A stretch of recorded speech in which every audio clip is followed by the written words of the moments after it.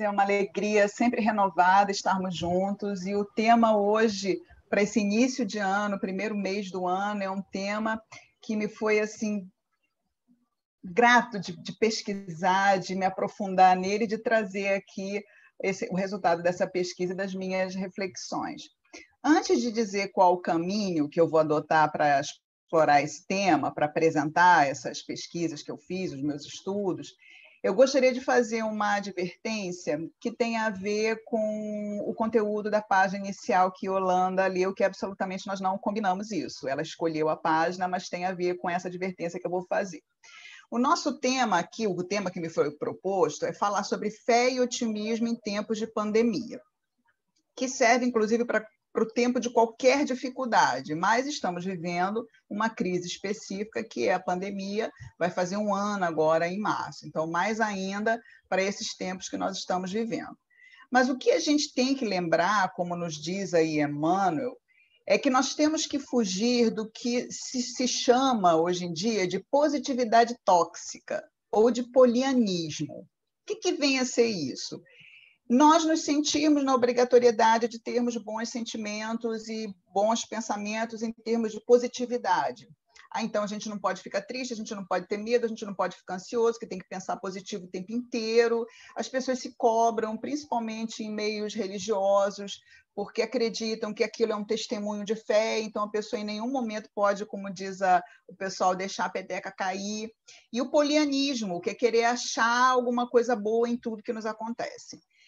São dois extremos, esses extremos, porque quando coisas ruins nos acontecem, e há coisas muito ruins, como a gente está vendo lá em Manaus, por exemplo, mas em todo o país há pessoas que foram mais atingidas do que outras. Algumas perderam só o emprego e se viram em dificuldades financeiras, outras perderam entes queridos, algumas viveram desventuras em série porque terminaram o casamento, perderam o emprego, perderam entes queridos. Então, não dá, não é normal e não é saudável achar que a gente tem que ficar sorrindo e tendo fé e otimismo o tempo inteiro. Isso não é admissível.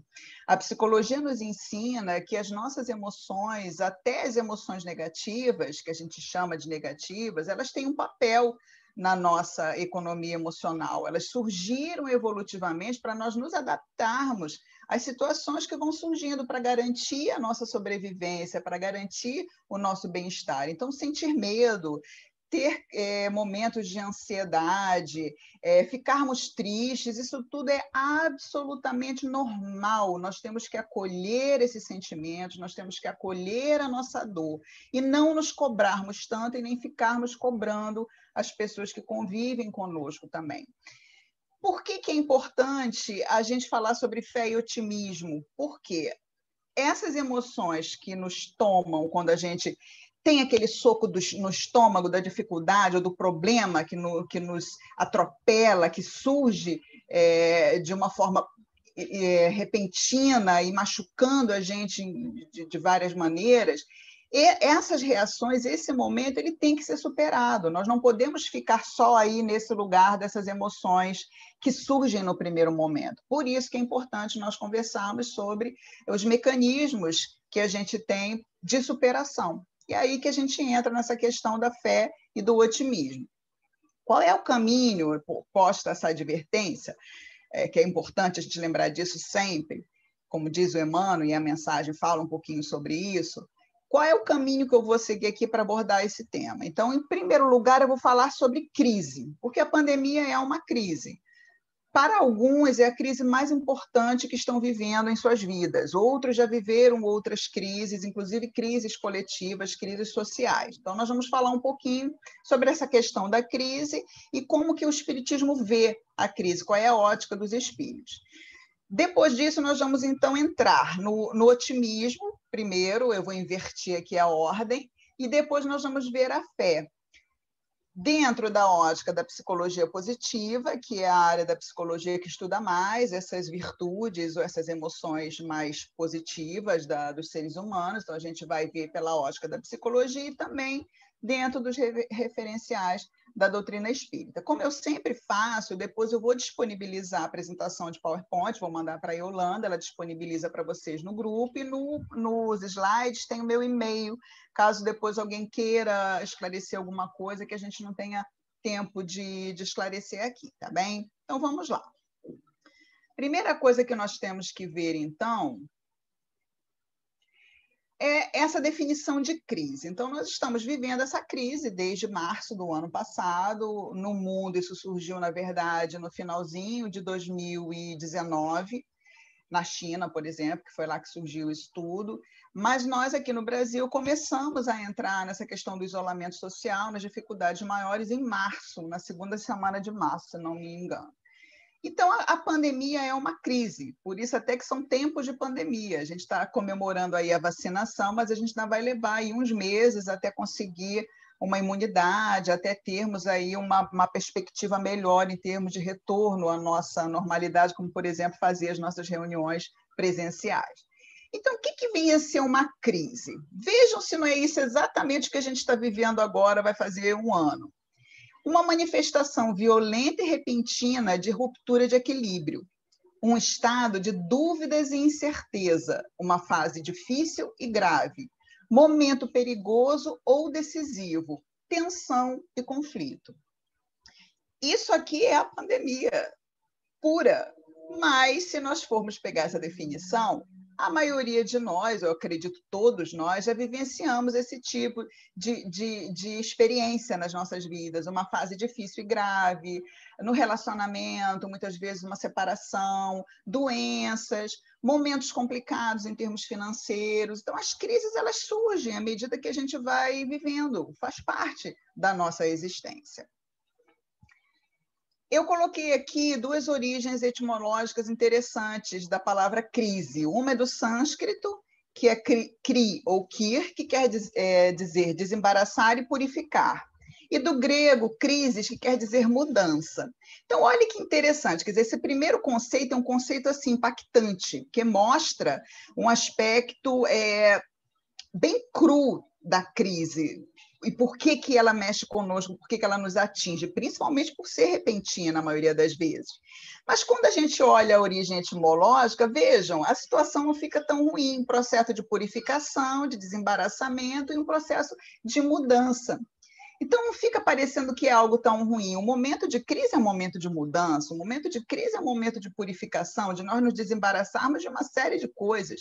E quando a gente passa por crises na vida, as mais variadas, muitas vezes a gente olha para trás e a gente pensa assim, eu estou mais leve, eu aprendi, eu mudei, e a gente muda muitas vezes para melhor. Por que, então, que a crise é algo que nos assusta? É algo que muitas vezes nos tira do nosso equilíbrio, nos tira do nosso centro. Porque quando acontece a crise, normalmente são essas ideias e emoções que vêm acompanhando a crise. O medo, a angústia, um sentimento de impotência, de que a gente não pode fazer nada, ou de o que quer que seja que a gente faça, a gente não vai mudar a realidade.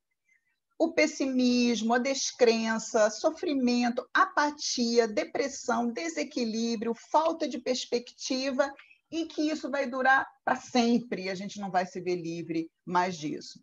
Então, num primeiro momento, e dependendo da intensidade desse momento de crise, é isso que a gente sente, um conjunto disso, isso tudo junto e misturado, algumas coisas daí.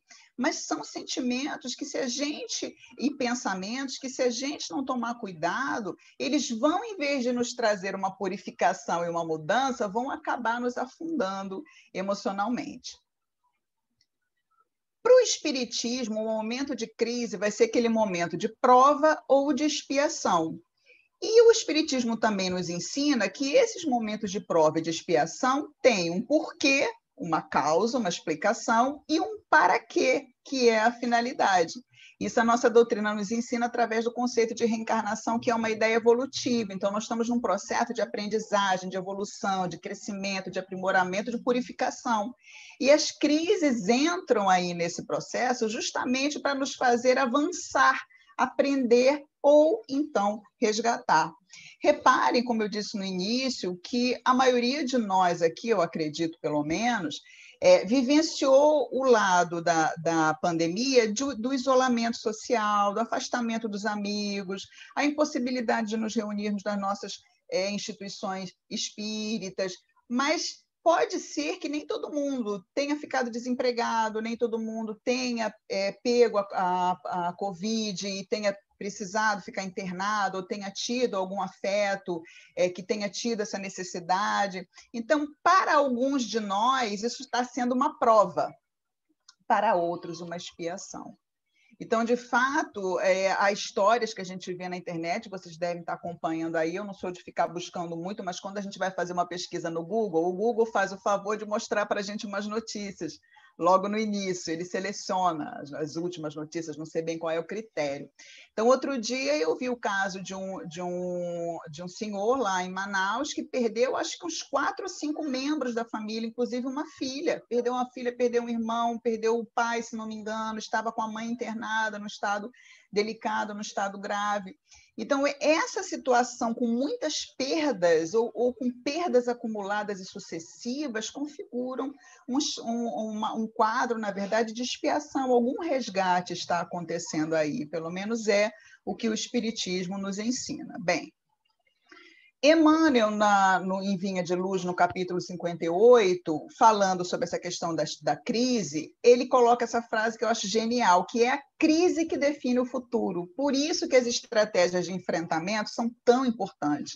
Dependendo de como nós vamos nos situar nesse instante de prova ou de expiação, isso terá consequências no nosso futuro. Ou de nós nos libertarmos, por exemplo, de outras situações de um resgate, se nós passarmos por aquilo de uma forma para aprender, de uma forma mais apropriada, ou das lições se repetirem e novos momentos de sofrimento acontecerem. Repare que isso tudo aqui se aplica não só em termos individuais, mas também em termos coletivos. Então, a gente tem que lembrar que aquele momento de crise que hoje a gente está vivendo, que tem nome, é a pandemia, o Covid-19, esse momento é muito importante nós procurarmos aprender ao máximo e transformar as energias dessa adversidade em benefício próprio, em favor desse nosso crescimento espiritual. Então, essa frase aí de Emmanuel também é muito importante.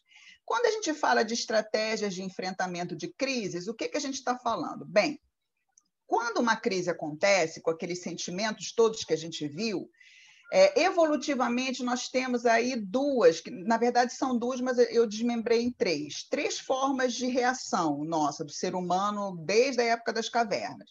Ou a gente foge do perigo, daquilo que nos ameaça, ou a gente fica paralisado, ou a gente luta. O que nós vamos ver hoje é justamente as estratégias de luta. Nós não vamos nos aprofundar muito aí nessa questão da fuga nem da paralisação, mas nós vamos ver como que nós podemos lutar, que é a reação mais apropriada. Então, a gente tem estratégias de enfrentamento das crises externas, estratégias de enfrentamento externo, que seriam procurar terapia psicológica, se a gente tem condição e se a gente tem acesso, fazer uso de uma medicação. Joana de Ângeles insiste nessas duas questões, que muitas vezes é necessária a terapia e a medicação para a pessoa dar uma segurada naquelas emoções. Grupos de apoio que a gente possa ter, os nossos amigos e a terapêutica espírita, que eu acredito estar falando aqui para pessoas que já são espíritas há algum tempo, e a gente sabe qual é essa terapêutica espírita. Inclusive, a gente tem usado muito a questão da irradiação, através da prece, das orações, a irradiação, que é um processo de auxílio à distância. Então, essas estratégias são consideradas de enfrentamento externo, mas nós temos as estratégias de enfrentamento interno. E quais são essas estratégias?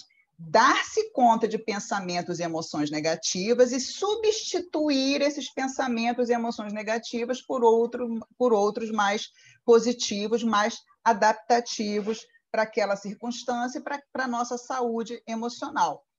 Num primeiro momento, acolher aquele sentimento que nos chega de medo, de ansiedade, pavor, de desespero.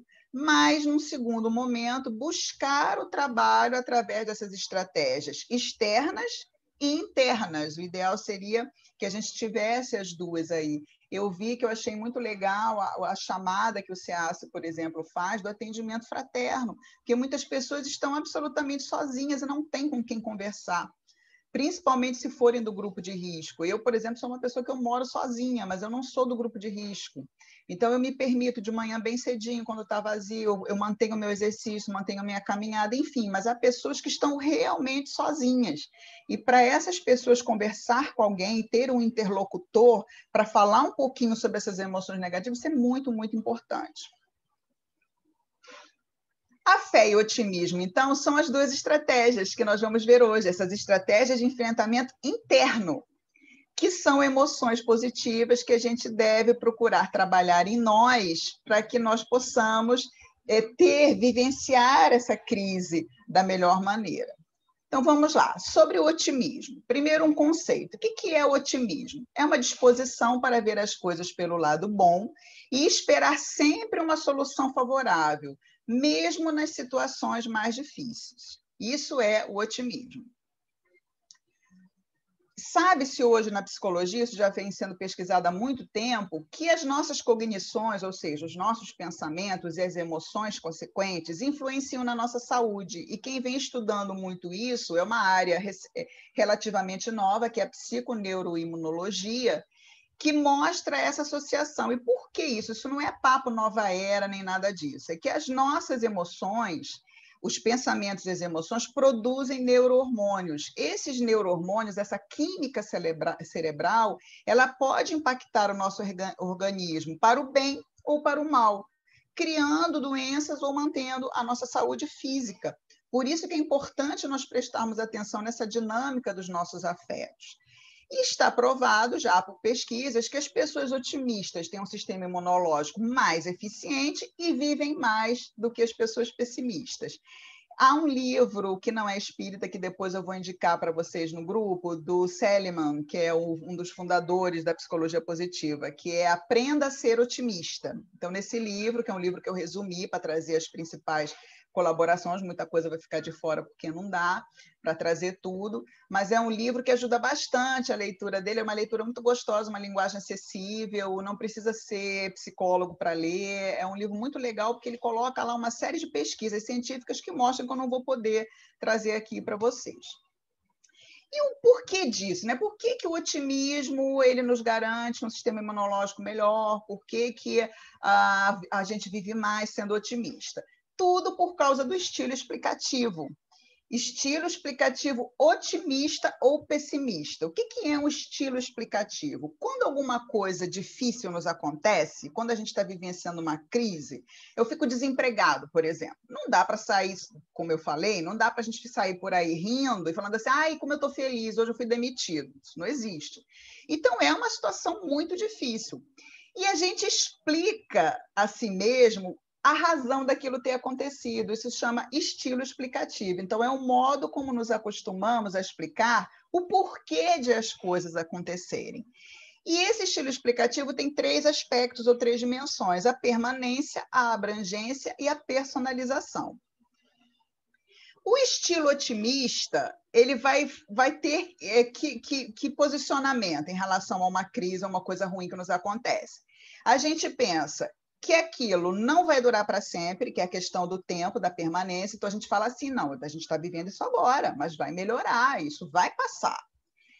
A gente acha que, muitas vezes, em termos de abrangência na nossa vida pessoal, na vida comunitária, nem tudo está ruim. Então, pode ser que eu fique desempregada, isso vai me trazer uma dificuldade financeira. Mas da parte afetiva, eu estou muito bem, obrigada. Da parte da saúde, eu também estou bem, estou conseguindo me manter saudável, fazendo as boas práticas para evitar ser infectada, etc. Então, o otimista, ele, em termos de abrangência, ele procura ver aquilo que está funcionando bem e não ficar só olhando aquilo que está ocorrendo de difícil.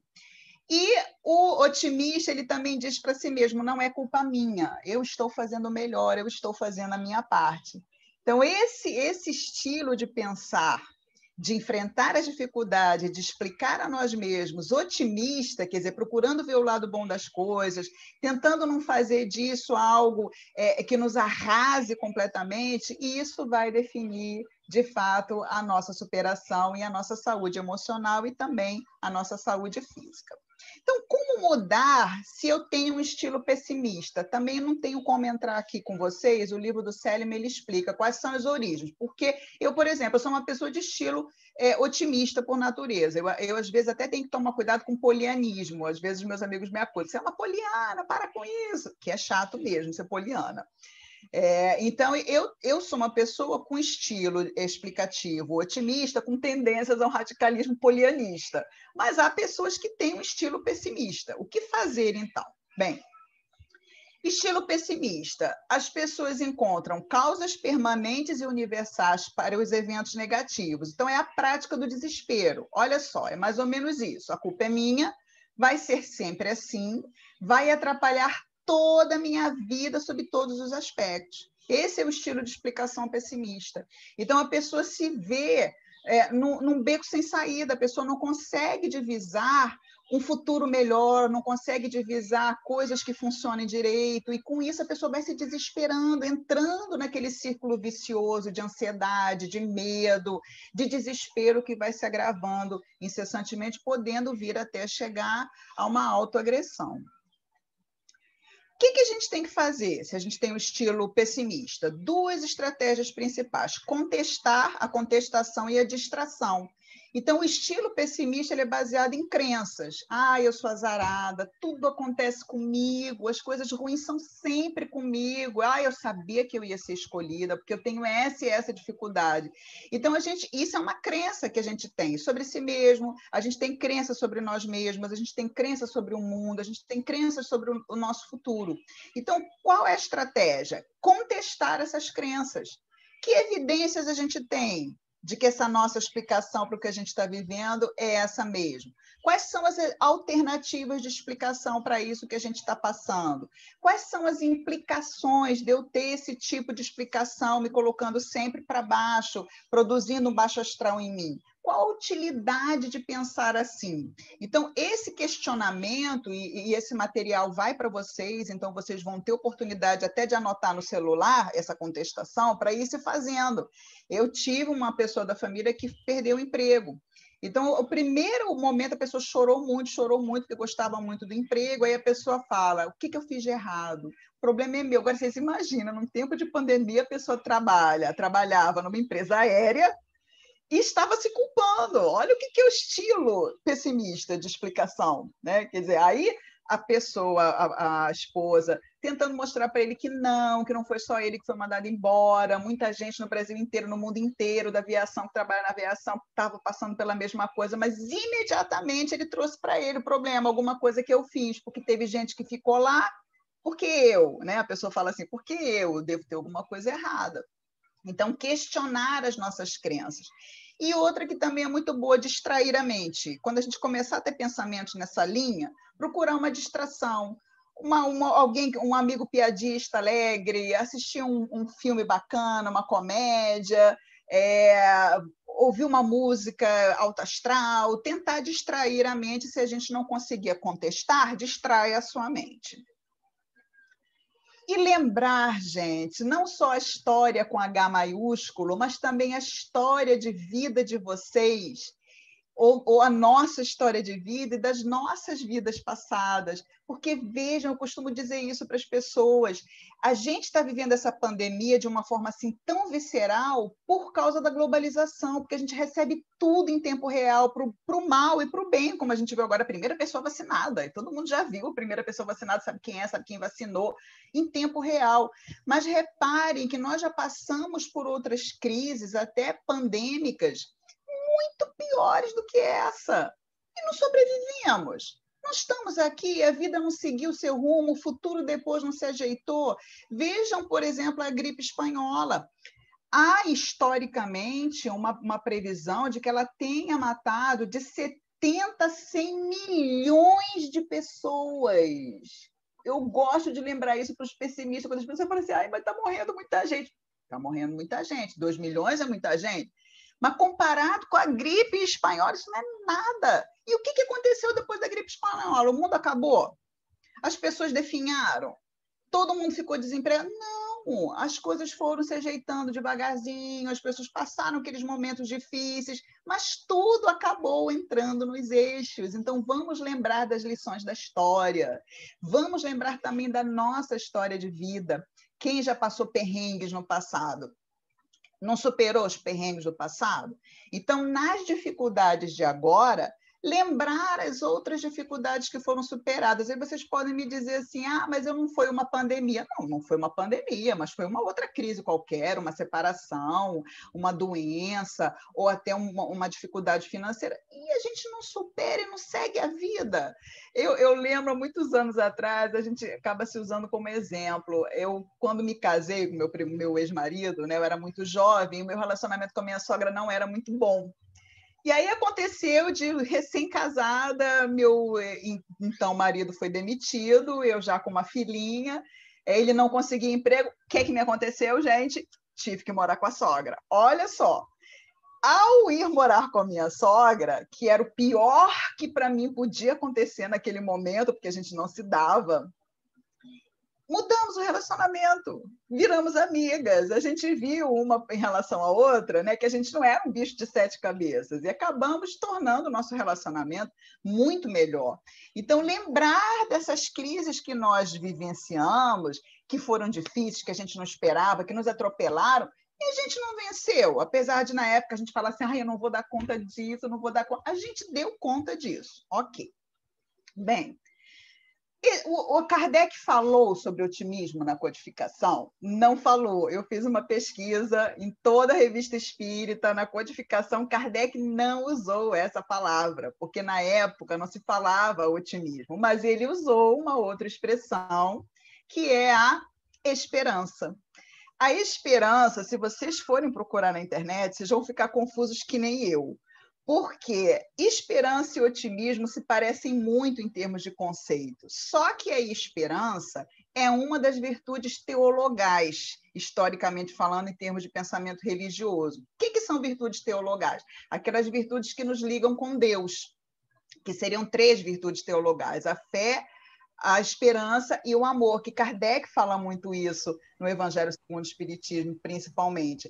Por isso que a psicologia positiva não quis pegar a esperança para estudar, pegou o otimismo, até por esse viés religioso aí colocado na esperança. Mas é basicamente a mesma coisa, sendo que, qual é a diferença que eu percebo, depois de muito pesquisar e ter ficado muito confusa?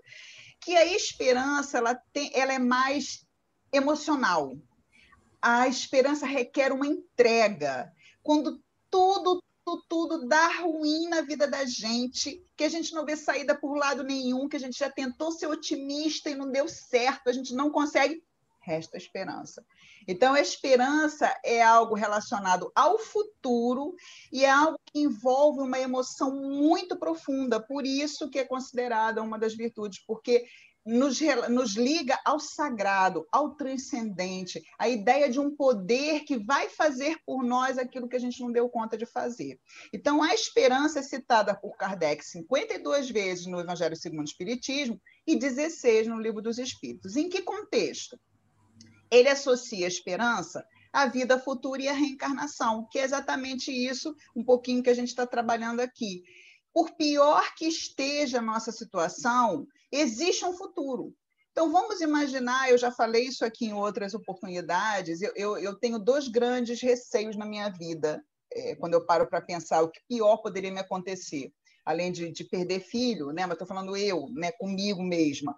Ficar tetraplégica e ficar cega. Eu tenho esses 2 receios, talvez por experiências de passado, não sei. Mas se eu ficasse, possivelmente condições que, por mais que eu seja otimista, eu não vou conseguir mudar, porque se eu ficar tetraplégica é uma condição biológica, eu não vou conseguir mudar isso. Então, o que vai me restar? A esperança de que numa vida futura eu volte a andar. Depois de desencarnar, eu vou recuperar os meus movimentos, eu vou recuperar a minha visão. Então, a esperança, por Kardec, nessas citações dele, está sempre associada a essa ideia de uma vida futura, por pior que seja o presente, por pior que seja a minha vida, por mais bagunçada, em algum momento eu vou para uma vida melhor. eu vou ter um prognóstico melhor para o meu futuro. E também da reencarnação, em que sentido? Que nós já passamos por coisas em vidas passadas que a gente não lembra e que nós superamos, estamos aqui nessa vida hoje. Razões para ter esperança. E aí, no Evangelho segundo o Espiritismo, capítulo 6, que é o Cristo Consolador, eu destaquei essa frase: o Espiritismo consola pela fé e esperança, nos dá o conhecimento de onde viemos, para onde vamos e por que estamos aqui na Terra. Gente, isso é um luxo, isso é um luxo. A gente só tem noção de que isso é um luxo quando a gente começa a conviver com pessoas que não conseguem crer em nada, que não têm um sentimento de imortalidade e que se desesperam com muita facilidade. Então, a gente ter esse conhecimento através do Espiritismo, isso nos coloca num lugar privilegiado de superação das nossas dificuldades, porque a gente sabe de onde vem, o que a gente está fazendo aqui, para onde a gente vai. Tranquilo. E eu coloquei aqui do Livro dos Espíritos, questão 941, que ele diz assim, os Espíritos dizem, sobre o temor da morte, que é uma coisa que a gente tem tido com frequência, né? O temor de desencarnar. Ao justo, nenhum temor inspira a morte, porque com a fé tem ele a certeza do futuro. Olha as duas aí, a fé e a esperança. A esperança fala o contar com uma vida melhor, e a caridade lhe dá a segurança de que no mundo para onde terá de ir, nenhum ser encontrará cujo olhar lhe seja de temer. Então, olha os espíritos nos lembrando aí. Então, respirem, vamos respirar diante das nossas crises e ter a consolação interna, subjetiva, desse conhecimento que os espíritos nos trazem. Bem, isso é o otimismo. Agora vamos ver a fé. A fé, nós sabemos que a fé, se a gente for fazer uma pesquisa no Evangelho segundo o Espiritismo, a gente vai encontrar trocentas mil referências. Eu quis fugir um pouquinho do lógico, que seria pegar o capítulo que Kardec tem no Evangelho falando sobre fé. Está lá disponível para a gente dar uma olhada. E lá, só lembrando, porque eu não cheguei a pegar ele centralmente, ele fala da fé como confiança em si mesmo, nas suas próprias potencialidades, nos nossos talentos dados por Deus, e ele fala sobre a fé no sentido de nós confiarmos na providência divina. É nesse sentido que a fé vai ser trazida aqui, trabalhada. E eu também utilizei, além de utilizar um referencial do Evangelho, do Novo Testamento e da codificação, eu utilizei também um livrinho muito bom do Jorge Baian, chamado Fé, Evidências Científicas, que também é um livro que mostra uma série de pesquisas do papel da fé e de várias virtudes a ela associadas na manutenção, na preservação da nossa saúde psicológica e física. Então, sobre a fé, o que a gente tem para nos ajudar nesses tempos aí de crise, de pandemia? Primeiro, um conceito. A fé é uma emoção positiva da percepção pessoal de iluminação interior e de reverência e anseio pelo sagrado. Então, nós estamos olhando aqui a fé dentro desse viés que é um viés religioso, porque nós estamos aqui dentro de uma comunidade de fé. Então, trata-se da nossa relação com esse ser supremo que a gente acredita, que a gente chama de Pai. A fé, e aqui é o Berto Holden, o filósofo que traz para a gente, que é um estudioso do Evangelho, que a fé vem do latim fides, que quer dizer, segundo Holden, fidelidade, mas não no sentido que a gente está acostumado, e sim de harmonia, de sintonia. E ele dá um exemplo, ele fala assim, quando a gente fala que um rádio é de alta fidelidade, significa que a sintonia daquele rádio ela é quase perfeita. Então, a fé seria a nossa capacidade de entrar em sintonia com essa força superior, de entrar em harmonia com essa força superior. Então, isso é fé, como nos lembra Holden. E aí eu pensei de trazer, até para nós ficarmos com essas frases, e algumas delas eu já memorizei, porque eu uso nos meus momentos de ansiedade, 3 frases do Novo Testamento que eu acho importantíssimas e que mostram o papel da fé no momento da pandemia ou de qualquer crise. Primeiro, uma de Paulo, que é muito conhecida, que está em Hebreus, capítulo 11, versículo 1. Ora, a fé é o firme fundamento das coisas que se esperam e a prova das coisas que não se veem. É difícil, companheiros, a gente conceituar a fé. É muito difícil dar esse conceito, porque a fé ela é mais vivida do que propriamente compreendida, porque como fala da nossa relação com o sagrado, é algo muito pessoal. Então vejam como que Paulo belíssimamente conceitua. É o firme fundamento das coisas que se esperam. Então, se eu tenho fé, eu tenho esse fundamento de que aquilo que eu espero eu vou alcançar. E a prova das coisas que não se veem, a gente não vê o nosso amigo espiritual, a gente não vê Deus, a gente não vê Jesus, mas a gente tem fé que eles existem, apesar de a gente não conseguir vê-los. A gente, quando está passando por uma situação difícil, que a gente coloca o nosso nome para vibração no centro, a gente não vê as vibrações que nos chegam, mas a gente tem fé que elas chegam. Em Filipenses, capítulo 4, versículo 13, Paulo diz assim: tudo posso naquele que me fortalece. E é bonito a gente acompanhar a trajetória de Paulo nas diversas crises que ele viveu, desde a época que ele era Saulo até a consagração dele, o martírio dele no final da vida, em Roma. A gente vê como que ele foi fortalecendo essa fé ao longo dos tempos. Ele passou por uma crise que ele, um excelente orador, expositor, na época que ele falava na sinagoga, no início, quando se converteu, ele não conseguia falar em público. Todo mundo ficou admirado com isso.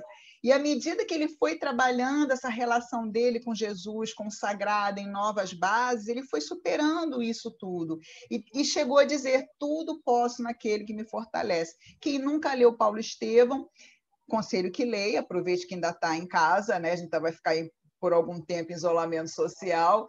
Há uma passagem lá em que ele é picado por uma cobra, se não me engano, na viagem para Roma, uma cobra venenosa que os locais disseram para ele que ele ia morrer rapidinho e ele fala, não, nada vai me acontecer. Alguma química ali ele fez utilizando a fé, confiando na assistência dos espíritos superiores que o acompanhavam, que ele simplesmente não teve nada, apesar daquela cobra tê-lo picado. Então, isso mostra para a gente como que, de fato, a fé pode coisas grandiosas, como lembrou muito bem também Jesus. E eu gosto muito dessa passagem, muito, companheiros. Essa passagem fala muito de mim, eu expositora, porque a minha fé é vacilante, a de vocês não é, que eu sei, que vocês têm uma fé mais firme, um fundamento assim mais sólido, mas eu vacilo. A minha fé é vacilante.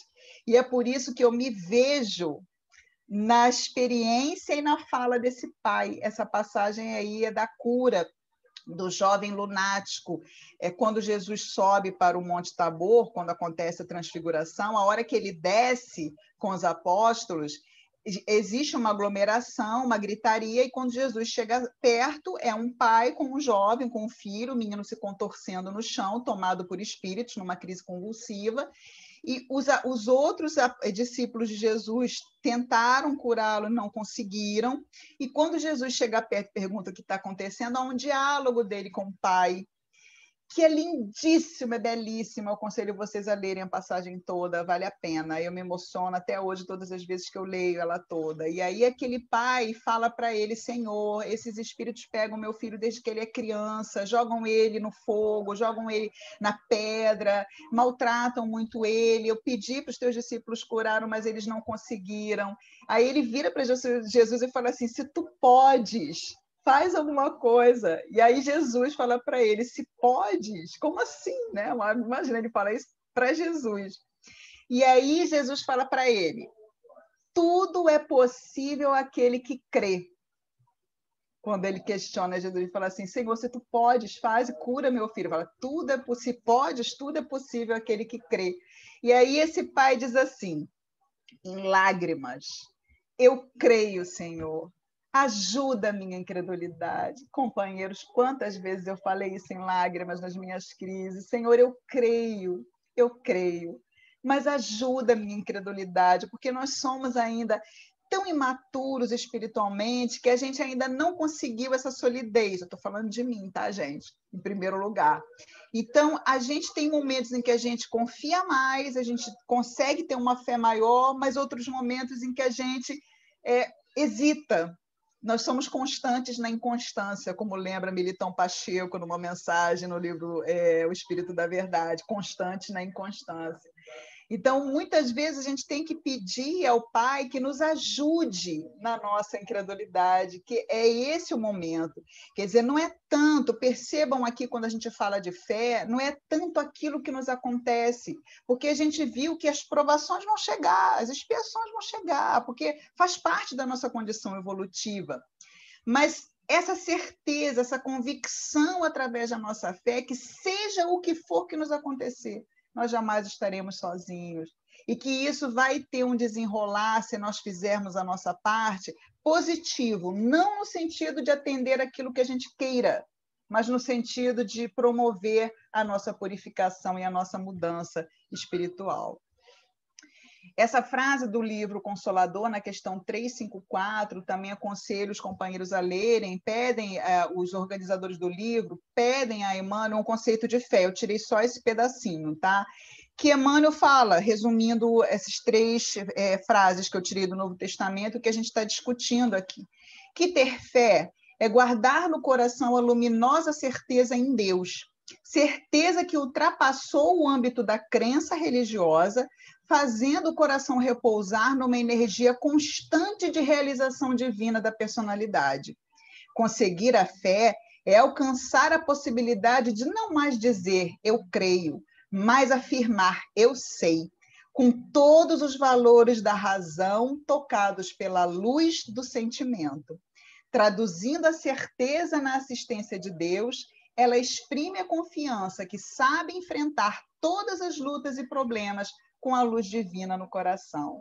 É um trechinho só da resposta de Emmanuel. Então, vejam como aqui ele dá essa conotação da fé dentro de um âmbito afetivo, emocional, profundo. Não é só simplesmente dizer eu creio, e é por isso que as dificuldades e os problemas definem o futuro, como nos lembra também Emmanuel lá no início, né? É a crise que define o futuro, porque é a oportunidade de nós desenvolvermos essa fé, de nos entregarmos a essa emoção, com todas as forças da nossa alma, da nossa capacidade de sentimento, da nossa capacidade afetiva.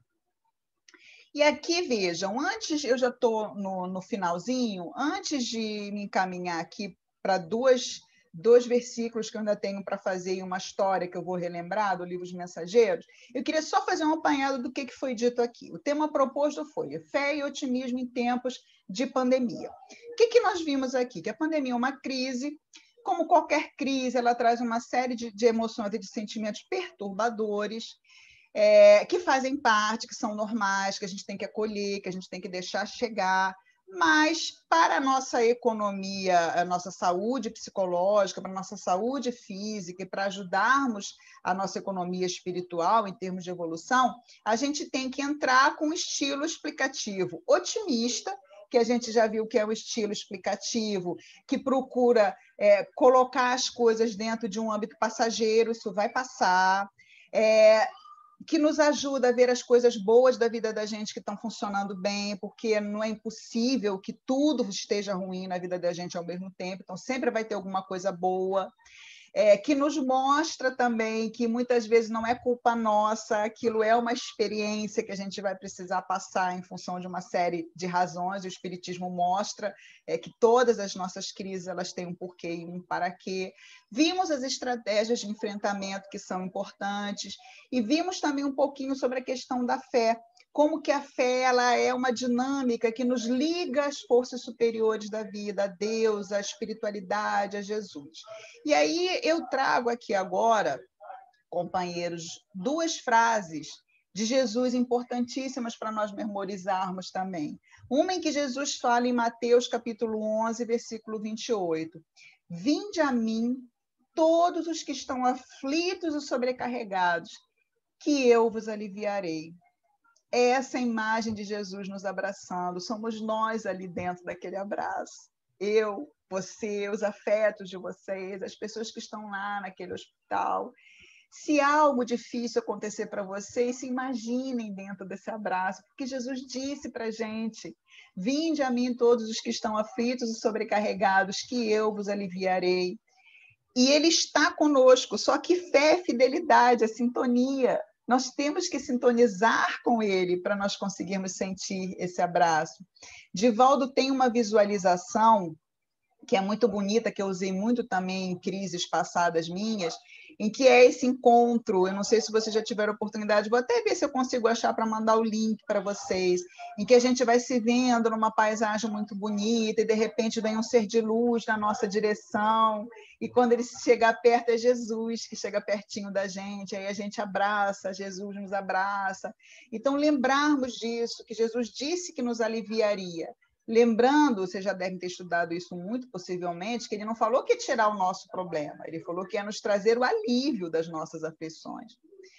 E ele também disse, não se turbe o vosso coração, credes em Deus, crede também em mim. Então, vamos dar uma sossegada no nosso coração, vamos fazer ele bater com mais harmonia, com mais serenidade, porque Jesus disse para a gente crer em Deus, para a gente crer nele, que no final das contas tudo vai dar certo. E a história que eu gostaria de encerrar aqui a minha fala, que eu deixo para nós, que está no livro Os Mensageiros, é uma história de uma crise vivida em 1944. Eu penso que todos vocês devem saber que quando o André Luiz chega em nosso lar, está na iminência de ser deflagrada a Segunda Grande Guerra Mundial. Inclusive, esse início da guerra se dá lá acompanhado em tempo real em Nosso Lar em 1939. Tá? Nosso Lar foi publicado em 44, mas ele, quando narra a história, né, a gente vendo lá Nosso Lar, está na iminência da decretação da guerra. E tanto o Nosso Lar quanto os Mensageiros, André Luiz vai fazer referência à Segunda Guerra. E aí reparem nessa crise que eu falei, né, que eu lembrei uma das estratégias, lembrar da história com H maiúsculo. Foram 6 anos, compadre. Vocês imaginem o que é viver um conflito armado? 6 anos. Você morar numa cidade sendo bombardeada, com escassez de alimentos, de assistência médica, de tudo, numa confusão, sendo passível de sofrer agressão a qualquer momento. Então, esse é o cenário da guerra. E, no entanto, a Segunda Guerra passou, veio um tempo de paz que perdura, graças a Deus, em termos mundiais até hoje. Mas essa história que está em Mensageiros, para mostrar para a gente o valor do otimismo, o valor da fé em qualquer crise, é uma história em que Alfredo narra o seguinte: falando sobre a guerra, sobre a Segunda Guerra, ele disse que ele foi com um grupo numa expedição de auxílio a recém-desencarnados em situação de desespero na Inglaterra. Chegando lá no Reino Unido, na região, à noite, ele com um grupo, eles chegaram no momento em que os aviões inimigos estavam bombardeando essa cidade. E aí aquela confusão, bombardeio, estilhaços e coisas sendo destruídas e uma escuridão total. Quando eles se aproximaram da cidade, eles viram do chão aos céus um holofote de luz, de uma luz muito intensa, de uma luz que brilhava, um farol que se deslocava do chão em direção aos céus. E aí o chefe da expedição, isso Alfredo contando, falou para ele assim: vamos ver qual é a origem dessa luz tão forte, porque viram que era um fenômeno espiritual. Para surpresa deles, eles, quando chegaram ali no foco desse farol, era um grupo de cristãos que estava numa igreja sob bombardeio, em plena Segunda Guerra Mundial, 1944, ainda faltava um ano para terminar a guerra. Aquele grupo estava ali, depois do pastor, do padre responsável ter lido aquela parte em que Pedro está com outros apóstolos na prisão. Depois dele ler e fazer uma análise, eles começaram a cantar e a fazer preces. E aí, essa expedição que Alfredo fazia parte, o chefe da expedição falou assim: vamos ficar aqui de pé em homenagem a essas pessoas que estão sendo um foco de oração e de fé nesse momento tão difícil da Segunda Guerra. E eles ficaram ali, de pé, honrando aquele grupo que se lembrou de rezar.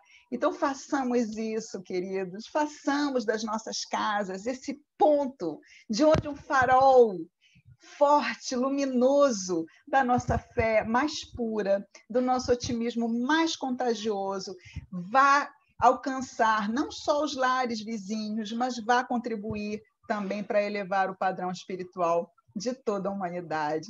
e acreditemos sempre na nossa capacidade de sermos, a cada dia, um pouquinho melhores, de termos as nossas virtudes sempre ampliadas. Que o Senhor nos abrace, que o Senhor nos abençoe.